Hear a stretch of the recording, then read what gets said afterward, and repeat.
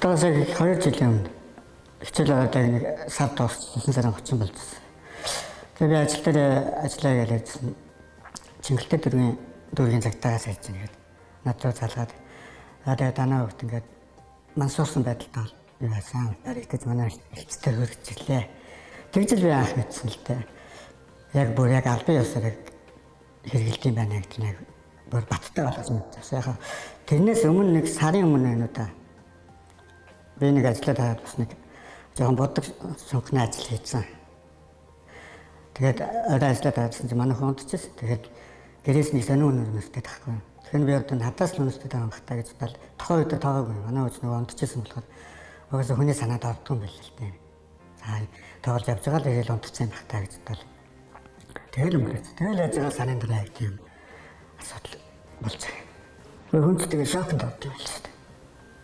Огт тийм энэ яасан болоо зөөлөгч одоо яаж яваад ингээ баригдсан болоо гэж яахлаа юм асуурчдаг байна гэж бодол очоод ерөөсөө гээ нэг гөлийч нүд харц марцсан амар болсон. Үн тэгээд энэ шокнд би юу ч хийж байгаа. Яа би ч одоо өөрөө бас нэг тийм байнга ярилцаад байх тийм цаг цаа бас бага байдаг байсан. Тэгээд ер нь л хөвгтөг ярилцж юм байна гэдэг. Сүүлбэл хүмүүс ойлгох юм.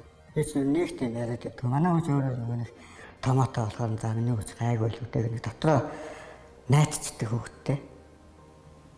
Тэрнээс тэгэл тэр чинь тэгэл хүн лимчин дотроо илдэв юм бодож л байгаа. Тэгэл тэр болгоны ялцгаа гадах чинь хүн чинь тэгэл дотроо бохирчл байгаа л да.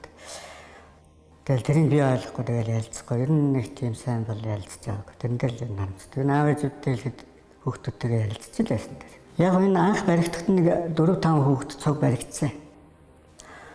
Тэгээд тэдний би бол өөсөө зүс үзэж байгаагүй ямар ч танихгүй хүмүүс байгаа байхгүй.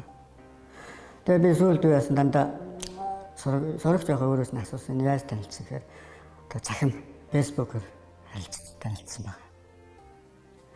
Тэгэл фэйсбүүкээр танилцал уулзал тэгээд нэг тиймэрхүү юм хэрэгэлдэг болж эхлэв. Тэгжсэн болоо даа л гэж би явцсан.